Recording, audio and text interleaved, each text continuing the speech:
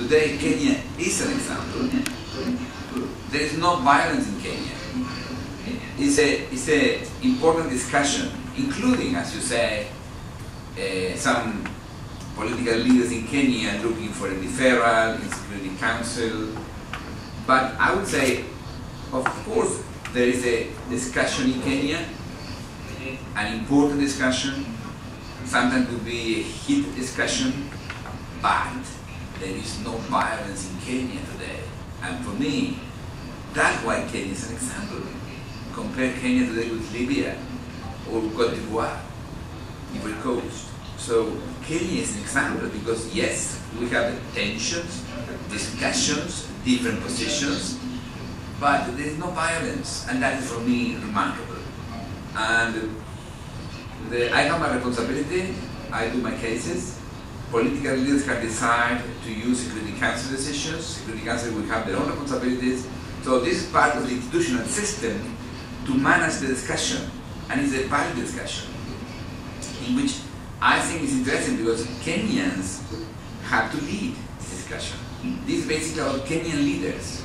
And I would say, I am pleased that the 6 individuals identified by the court as suspects, they accept to come to the court and explain their responsibilities. That's the way to do it. So I will try to present this in the framework. This is a positive discussion, it's okay. There are many different positions. The second aspect of the question about what the government has to do with the people, this is up to the Kenyan government. Because in the Rome Statute, the word indictment is not there. The court, the Rome Statute is not following this, it's not using this word. So, and it's following a system which is closer to the civil law model, in which the judges issue a warrant or someone to appear, and then the person became a suspect. And after the charges are confirmed, the person became accused. When this is, how to make this connection with the word indictment is up to the Kenyan to decide. However, I will tell you that we are preparing a letter to the Kenya government asking in particular the current role of Mr. Mutaura. Because Mutaura has still authority on the police. And then if he will remain in his position, something should be done to ensure that the police will not work for him or protect his interests. So that for me is my concern. The Kenyans will decide what is the meaning of indictment according to the Kenyan legislation, but to protect my witness, to provide information to Kenya government about the witness, I should be sure the information will not go up at the end to someone who is suspect before the court. My name is Bernard from the aviation. I have a couple of questions. The first one is that following the recent ruling by the Federal Chamber, it has triggered a lot of political arguments with one side of the Grand Coalition government claiming that whatever that is going on at the Hague or at the ICC is a product of political manipulation, and that there is a lot of scheme involved in this to bring down some of the people who are looking forward to contesting the presidency in 2012. And that was reflected in the letter that the president wrote to the UN Security Council seeking deferral. So is it true that part of the work that we're doing is driven by political manipulation?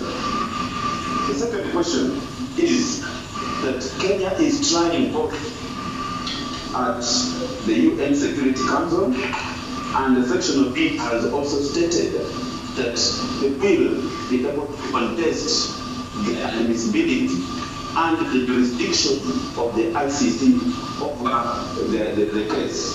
Therefore, in simpler terms, what does the government need to do in order to successfully get a referral either through the UN Security Council or from the ICC?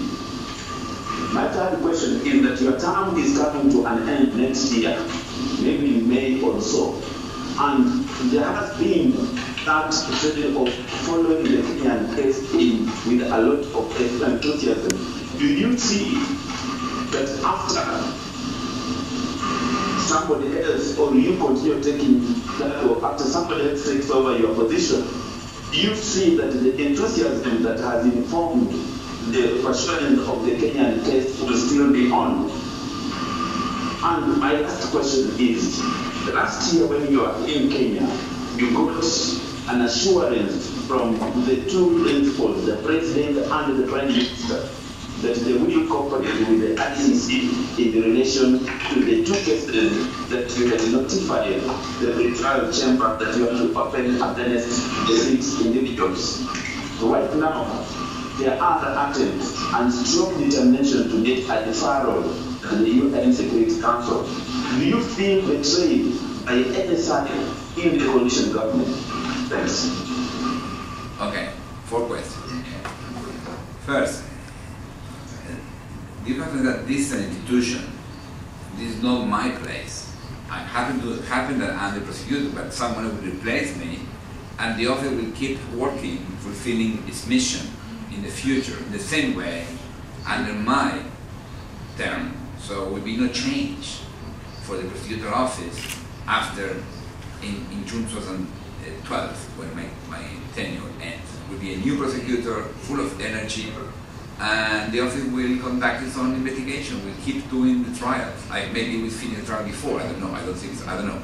But in any case, this is an institution working for people around the world, including Kenyans, and we keep working. There are 300 people who stay here. I will leave, but they will stay. So they will keep working. On the second issue, I would say Kenya is still cooperating with the court. And the debates about the Security Council is a political debate. It's a valid debate. They can go there. We'll see what the Security Council does. But this is it's legally okay. So the Security Council has the right to suspend proceedings. And Kenya could decide to present its case there. It's okay. It's not a problem. For me, my duty is to present the evidence. I think it's important to understand that we proved was that Mr. Ruto and Mr. Koski allegedly coordinated activities supported by Mr. Sang to attack the members of the Rift Valley who were not supporting them. And then we have information that Mr. Kenyatta, Mr. Musawa, and Mr. Ali worked together to retaliate these communities after that. That's my business, to collect the evidence, to present a strong case before the judges. Political debates are not my business, and I don't think it's a problem. As I said before, I think it's better to have political debates than the fightings and killings. So I think a strong political debate is okay. And in fact, I believe civil society in Kenya is so strong and so vibrant, and they're also part of the debate, and this is they are making a difference also. So I think that's why I repeat, what's happening in Kenya is an example for the world, how to manage these heavy discussions in a proper way. The first 2 questions were? The political dividing within the ICC. Basically, yeah. So I repeat, my work is to present evidence to the judges. The accused, the suspect, will have their own lawyers. They will make different arguments, and it's perfectly valid, and will be against us, totally okay. And then the judge will decide. So this issue will be decided properly. There are many issues that Kenyans still have to discuss, and I hope we can discuss, because I think, for instance, the victims, they still need help. There are many victims who still have no homes. There are many women raped who still have no treatment. That had to be solved. So there are many issues to discuss, and I am very glad to see that Kenyans are taking this in their own hands. This basically is about Kenya, and therefore Kenyans will lead. And I think the elders of the different communities have an important role here, because the elders are not looking for votes, so they can share their wisdom and cross the communities and help the different communities to work together to move Kenya ahead. So that I am willing to go to see the elders from the different groups and explain what I'm doing and show my respect to them. From Keyan, my questions are there restrictions on suspects like do's and don'ts, given that they've not been indicted, and there are restrictions? And then my second question is, what steps can be taken if the suspects foment or cause violence? And then the third question is, why did you remove the issue of police shoot to kill orders? That's the killing of protesters. Why were those removed from the charges? Thank you. I think the judges adopted some restrictions, and it's clear the suspect cannot affect the witnesses. And we are checking some information on that. And anyone who has information that they are threatening witness should send information to my office, and we present to the judges. We'll monitor that. If the suspects threat a witness or violate the rules adopted by the judges, the summons could be transformed in an arrest warrant, and they will be arrested. Okay? That's very clear. They are free, but if they threat the witness, they could be arrested. Today, we are analyzing, and after the press conference we will have a final decision, if we appeal two aspects of the decision. One aspect connected with the omission to include the shooting of the police directly, and second, some aspect of the crimes against people when they were the circumcision against some men.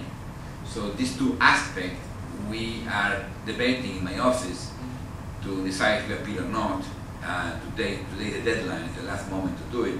So maybe tomorrow I can inform you that we appeal this aspect of the decision, because we believe there are some legal problems there, and we believe maybe it's good time to present the case for the appeal chamber.